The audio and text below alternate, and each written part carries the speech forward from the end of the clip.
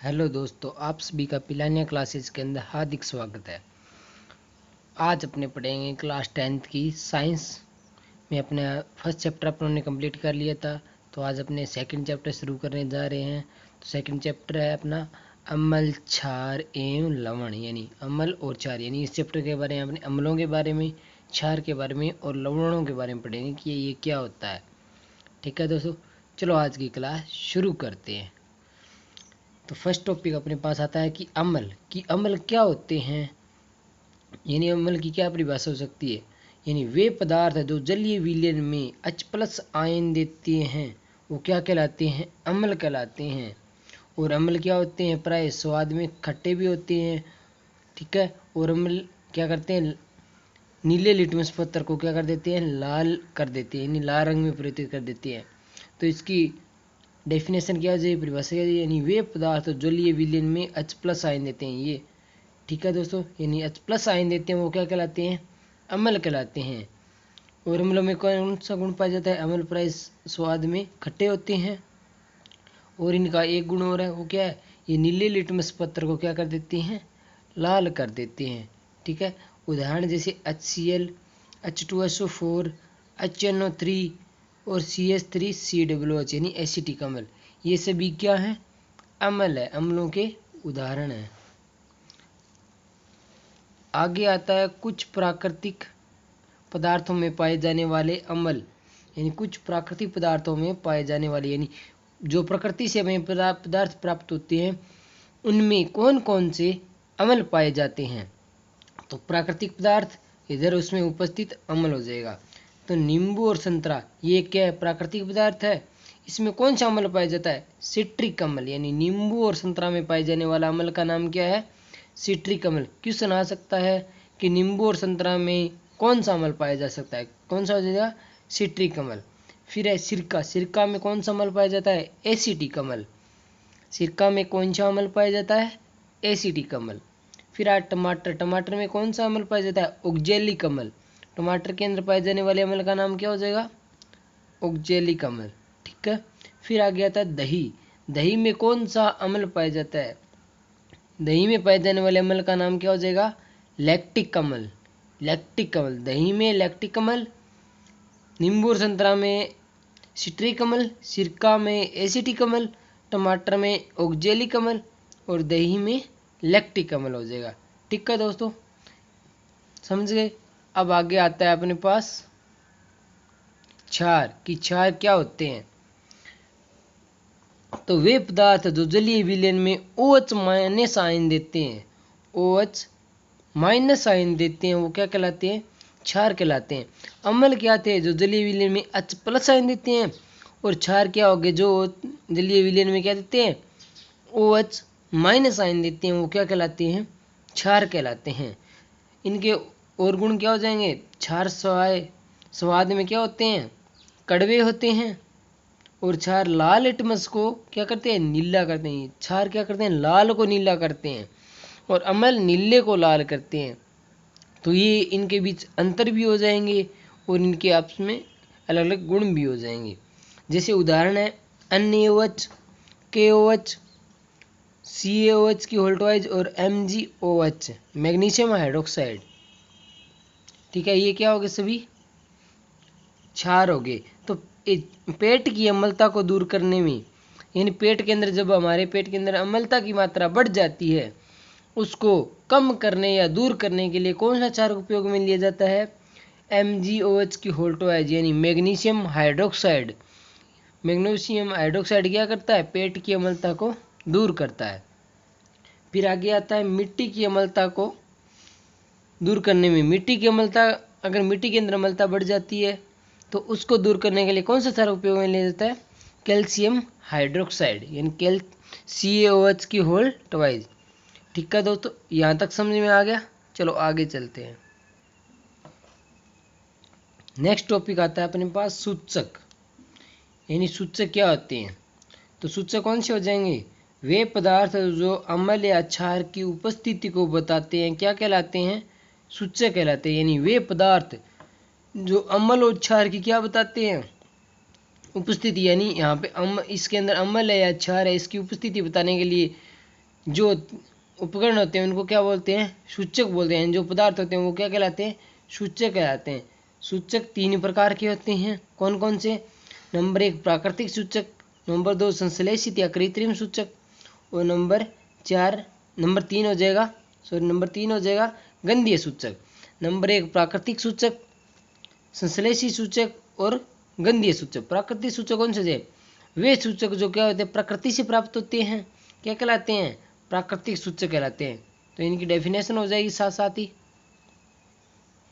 Number 1 है अपने पास प्राकृतिक सूचक।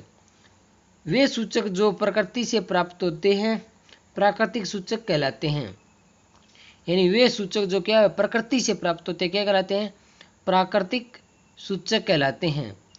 उदाहरण, लिटमस पत्र एक प्राकृतिक सूचक है, लाल पत्ता गोभी भी एक क्या है? प्राकृतिक सूचक है, और हल्दी ये भी क्या है? प्राकृतिक सूचक, क्योंकि ये सभी क्या हमें प्रकृति से प्राप्त होते हैं। ठीक है दोस्तों, चलो आगे चलते हैं। नेक्स्ट पॉइंट अपने पास है संश्लेषित सूचक। यानी संश्लेषित या कृत्रिम सूचक वे सूचक जो मानव द्वारा निर्मित किए जाते हैं संश्लेषित सूचक कहलाते हैं। यानी जो मानव द्वारा निर्मित, यानी जो मनुष्य द्वारा निर्मित किए जाते हैं वो सभी क्या कहलाते हैं? संश्लेषित या कृत्रिम सूचक कहलाते हैं। उदाहरण हो जाए मेथिल ऑरेंज और फिनोफ्थिलीन। यानी कि ये याद कर लेना अच्छे से, क्योंकि क्वेश्चन आ सकता है कि किन्हीं 2 प्राकृतिक सूचकों के नाम लिखिए, या किन्हीं 2 मानव निर्मित सूचकों के नाम लिखिए, या किन्हीं 2 गंधीय सूचकों के नाम लिखिए। यह नाम पूछ सकता है, तो उदाहरण बहुत इंपॉर्टेंट है, अच्छे से पढ़ लेना। ठीक है दोस्तों, और कुछ भी डाउट लगे, कुछ भी ना समझ में आए तो कमेंट जरूर कर देना। ठीक है, और वीडियो को लाइक शेयर कर देना, और चैनल को सब्सक्राइब करना मत भूलना। ठीक है दोस्त, चलो आगे चलते हैं। थर्ड पॉइंट अपने पास गंधीय सूचक। थर्ड पॉइंट है मेरे पास गंधीय सूचक। यानी वे सूचक जिनकी गंध से पता चलता है या जिनकी गंध से पता लगाया जाता है गंधीय सूचक कहलाते हैं। ठीक है दोस्तों, उदाहरण हो जाएंगे प्याज, यानी प्याज की गंध से पता लग जाता है, और वेनिला का रस, यानी इसकी गंध से पता लगता है, और लौंग का तेल, ये सभी क्या कहलाते हैं? गंधीय सूचक। यानी इसके 3 उदाहरण है। कौन कौन से? प्याज, वेनिला का रस और लौंग का तेल। प्याज, वेनिला का रस और लौंग का तेल, ये सभी क्या है? गंधीय सूचक है। ठीक है दोस्तों, चलो आगे चलते। अब वो अपने पीछे अपने जो परिभाषा पढ़ी है उनका वह शॉर्ट, यानी शॉर्ट ट्रिक में लिखवाया है कि सूचक कितने प्रकार के होते हैं? 3 प्रकार के होते हैं, प्राकृतिक, संश्लेषित और गंधीय। प्राकृतिक सूचक कौन से? प्रकृति से प्राप्त होते हैं। इनके उदाहरण ये रहे, यानी उदाहरण क्या हो जाएंगे? लिटमस पत्थर, लाल पत्ता गोभी, हल्दी। इसी प्रकार संश्लेषित सूचक जो क्या होते हैं? मानव द्वारा निर्मित होते हैं, और उदाहरण हो जाए मेथिल ऑरेंज और फिनोफ्थेलिन। गंधीय सूचक गंध से पता लगाया जाता है इनकी। उदाहरण क्या हो जाएंगे? प्याज, वेनिला का रस और लाल लौंग का तेल, लौंग तेल। ठीक है, फिर आगे आता है अपने पास लिटमस पत्थर। कि लिटमस पत्थर क्या होते हैं? लिटमस विलियन बैंगनी रंग का रंजक होता है जो थैलेफाइटा समूह के लिचेन पौधे से निकाला जाता है। यानी किससे निकाला जाता है? लिचेन पौधे से। थैलेफाइटा समूह के लिचेन नामक पौधे से निकाले जाता है। कौन निकाला जाता है? लिटमस पत्थर। कहाँ से? थैलेफाइटा समूह के लिचेन नामक पौधे से प्राप्त किया जाता है लिटमस पत्थर। ठीक है दोस्तों, आगे आते हैं अम्लों के गुणधर्म। यानी अम्लों में कौन कौन से गुणधर्म पाए जाते हैं? तो अम्लों में अम्ल स्वाद में खट्टे होते हैं। ये जलीय विलयन में क्या देते हैं? प्लस साइन देते हैं। ये नीले लिटमस पत्र को क्या कर देते हैं? लाल कर देते हैं। इनका जलीय विलयन क्या होता है? विद्युत का चालन करता है। यानी इनका जलीय विलयन क्या करता है? अम्लों का जलीय विलयन क्या करता है? विद्युत का चालन करता है। इसी प्रकार क्षारों के गुणधर्म आ जाएंगे। वे पदार्थ जो स्वाद में कड़वे होते हैं, यानी ये क्या होते हैं? स्वाद में कड़वे होते हैं। ये जल में घुलकर क्या देते हैं? OH माइनस आयन देते हैं। ये लाल लिटमस पत्र को, यानी क्षार क्या करते हैं? लाल को नीला, यानी लाल लिटमस पत्र को नीला कर देते हैं। और ये घुलने पर साबुन जैसे लगते हैं। यानी क्षार है वो घुलने पे किस जैसे लगते हैं? साबुन जैसे लगते हैं। आगे नेक्स्ट टॉपिक आता है अपने पास अम्लों की धातुओं के साथ अपक्रिया। यानी अम्ल जो धातु के साथ अपक्रिया करके क्या बनाते हैं ये अपने को पढ़ना है।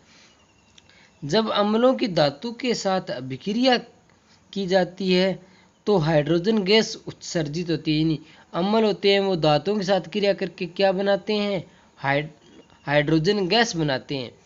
ये धातु प्लस तनु अम्ल क्रिया करेंगे, क्या बनाएंगे, एक तो धातु लवण बनाएंगे और दूसरा हाइड्रोजन गैस बनाएंगे। ठीक है, यानी अम्ल और धातु क्रिया करके क्या बनाते हैं, हाइड्रोजन गैस बनाते हैं। उदाहरण ZnH2SO4 क्रिया करके क्या बनाएंगे, ZnSO4 प्लस में H2 यानी हाइड्रोजन गैस। इसी प्रकार Fe प्लस में 2HCl क्या बनाएंगे, FeCl2 प्लस में H2। इसी प्रकार Zn प्लस में 2HCl क्रिया करके क्या बनाएंगे, ZnCl2 प्लस में H2। यानी अम्ल होते हैं वो धातुओं के साथ क्रिया करके क्या बनाते हैं, लवण प्लस हाइड्रोजन गैस बनाते हैं। ठीक है दोस्तों, इसके बाद अपने पास नेक्स्ट टॉपिक आता है क्षार की धातुओं के साथ। यानी अम्लों की अपनों ने धातुओं से अभिक्रिया पढ़ ली, अब पढ़नी है क्षारक की। यानी क्षारक होते हैं वो अम्लों के साथ अभिक्रिया करके क्या बनाते हैं। तो क्षारकों की धातुओं के साथ, यानी क्षार है वो धातुओं के साथ अभिक्रिया करके क्या बनाते हैं। जब क्षारक की धातु के साथ अभिक्रिया करवाई जाती है तो H2 गैस उत्सर्जित, यानी क्षार भी क्या करते हैं, धातुओं के साथ अभिक्रिया करके क्या बनाते हैं, हाइड्रोजन गैस बनाते हैं। तो धातु प्लस क्षार क्या बनाते हैं, लवण प्लस हाइड्रोजन गैस। ठीक है दोस्तों, तो उदाहरण क्या हो जाएगा, Zn प्लस में 2NaOH क्या बनेगा, Na2ZnO2 सोडियम जिंकेट। यानी Na2ZnO2 को क्या बोलते हैं, सोडियम जिंकेट।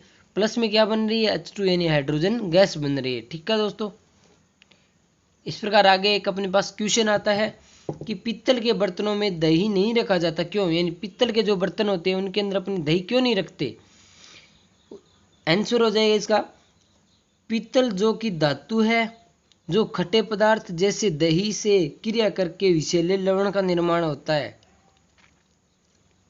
जो कि मानव स्वास्थ्य के लिए हानिकारक है। यानी पित्तल क्या है, एक धातु है और धातु है वो खट्टे पदार्थों के साथ अभिक्रिया करके क्या बनेगा, विषैले पदार्थ, जो कि मानव शरीर के लिए हानिकारक है। इसीलिए अपने क्या करते हैं, पित्तल के बर्तनों में दही को नहीं रखा जाता। ठीक है दोस्तों, आगे नेक्स्ट क्वेश्चन है कि सोडियम हाइड्रोक्साइड की जिंक धातु से होने वाली क्रिया से निकलने वाली गैस का नाम तथा अभिक्रिया का समीकरण लिखिए। यानी सोडियम हाइड्रोक्साइड की जिंक धातु के साथ अभिक्रिया करवानी है तो उससे निकलने वाली गैस का नाम तथा अभिक्रिया का समीकरण लिखना है। तो सोडियम हाइड्रोक्साइड की जिंक धातु से क्रिया होने पर लवण तथा H2 गैस बनती है। यानी लवण में क्या बन रहा है, सोडियम जिंकेट। यानी क्या हो जाएगी, सोडियम हाइड्रोक्साइड यानी NaOH प्लस में Zn क्या बन रहा है, Na2ZnO2 प्लस में H2 यानी सोडियम जिंकेट बन रहा है। ठीक है दोस्तों, इस प्रकार आगे अपने पास क्वेश्चन है कि जिंक की सल्फ्यूरिक अम्ल से क्रिया पर बनती है। यानी जिंक किया है वो सल्फ्यूरिक अम्ल के साथ क्रिया कराते हैं तो क्या बनती है। नंबर 1 गैस का नाम बताना है, तो गैस हो जाएगी हाइड्रोजन गैस। फिर है अभिक्रिया का रासायनिक समीकरण लिखनी है, तो Zn प्लस में H2SO4 यानी सल्फ्यूरिक अम्ल क्या बना है, ZnSO4 प्लस में H2। और गैस की पहचान कैसे करते हैं, यानी अपने हाइड्रोजन गैस की पहचान कैसे करते हैं, होता है पोप टेस्ट। यानी हाइड्रोजन गैस की अपनी पहचान करने के लिए क्या करते हैं, जो भी अभिक्रिया करवाते हैं उसमें जो गैस निकलती है उसके पास अगर अपने मोमबत्ती लेके जाते हैं तो अगर उसमें हाइड्रोजन गैस होगी तो किसकी ध्वनि आएगी, पट पट की ध्वनि। इससे यह पता चलता है कि उसके अंदर क्या है, हाइड्रोजन गैस है। इसीलिए इसका नाम रख दिया पोप टेस्ट। यानी हाइड्रोजन गैस की पहचान अपने किससे करते हैं, पोप टेस्ट। ठीक है दोस्तों, आज की क्लास में इतना है। किसी को कोई भी डाउट लगे कमेंट कर देना, लाइक कर देना, वीडियो अच्छी लगे तो लाइक कर देना, चैनल को सब्सक्राइब कर देना। ठीक है दोस्तों, आज के लिए इतना ही, आगे पढ़ेंगे अपने नेक्स्ट क्लास में। Thank you.